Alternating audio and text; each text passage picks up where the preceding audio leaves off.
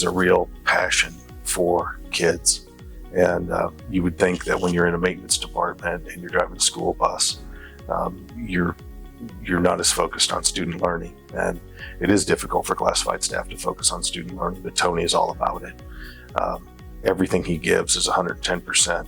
And if you've got air conditioning down and kids can't learn, he's there. You got heat down, he's there. You got a leak, he's there. Tony is one of those unsung heroes. He's one of those employees that, people have a tendency to say, oh, everybody's replaceable. Tony's not replaceable. I don't think there's anything in this district that Tony doesn't know how to fix, or knows where to get it fixed, or how to get the part here when you need it. When dishwashers goes down, he's there to, tell you exactly what to do, how to get it done. I mean, anything in the district, I think, knows that Tony knows how to fix.